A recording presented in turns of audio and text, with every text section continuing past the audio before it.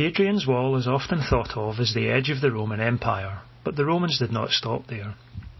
The legions ventured further north and indeed all over Scotland, and it is in the Scottish borders, some 60 miles north of the wall, that they built one of their forts in a quite striking location.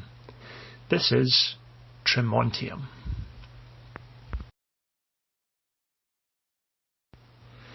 In the 2nd century AD, the Egyptian polymath Claudius Ptolemy wrote his famous geography, describing the layout of the vast Roman world. In this, he mentions a striking landmark north of the wall known as Trimontium, the Three Mountains. Various geographers since have debated exactly where he was referring to, but it seems certain, beyond reasonable doubt, that he was referring to the Eildon Hills, just outside the modern town of Melrose. These 3 peaks are visible from miles away in every direction. The river Tweed runs by them on the northern side. More, the Roman road, known as Dere Street, passes close to the site too. So, with an imperial highway, dominant high ground and access to fresh water, it is easy to understand why the Romans would pinpoint the area as an ideal site for a fort. Indeed, before the Romans came, an indigenous tribe inhabited this naturally defensible site. Known as the Selgovae, probably meaning the hunters, they established a hill fort right up in the summit of Eildon North, ringed with stone and picket stakes.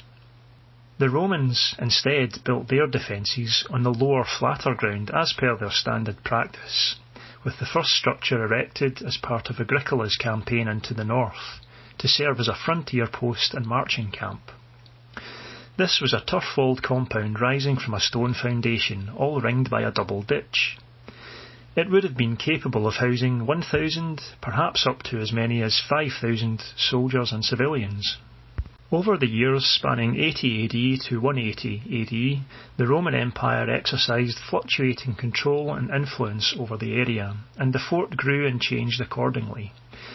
Various phases of construction saw the original turf bastion enlarged and various annexes added. Come 142 AD, when the legions set to work building the more northerly Antonine Wall, it became more of a logistical supply depot, ferrying men and materials to the northern works. In this period, 2-metre-thick stone walls were added to the old turf defences in places. After the Antonine Wall was abandoned in 162 AD and the empire withdrew back to Hadrian's Wall, the Trimontium fort in the no-man's land in between naturally declined.